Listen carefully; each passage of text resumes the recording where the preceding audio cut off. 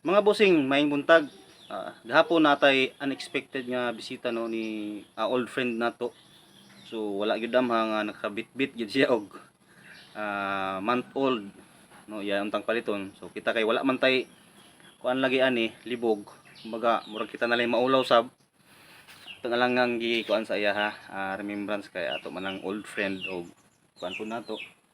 So nanguta natingala siya kay ang ato ang mga piso diri ang gipang keeping or gipang taguan mga nindot bisag bisag katong atong mga gipang release ng mga month old nindot og mga lawas. So unsa daw kuno nga akong ginagamit nga vitamins o kanang mga probiotics ana. So among na topic, so ako na lang pud i-share sa inyo ha, at least nga napod mo idea kung unsa atong mga ginagamit nga mga suplemento or mga vitamins para sa mga piso. So kanila mga boss akong ginagamit Vitamin Pro. So daghan kay ni siya minerals no, multivitamins, minerals, B complex, electrolytes, amino acids ug probiotics.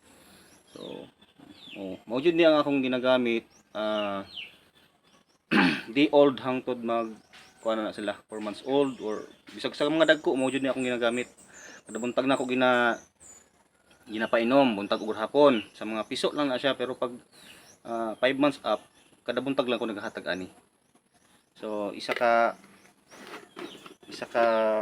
kuan ani ibali isa ka kutsara akong ginahatag ani isa ka litro nga tubig o isa ka kutsara nga Vitamin Pro. So muna na siya akong ihatag sa ilaha tubig o katong mga wheat feeding na ko diri nga mga piso. So muna na pud na akong ginahalo sa ilahang pagpakaon. So magpalit na pud tag isa kay para na pud tay reserba isa. So kana lang mga bossing, daghan kaayong salamat sa inyong pagtan-aw o God bless. Happy farming.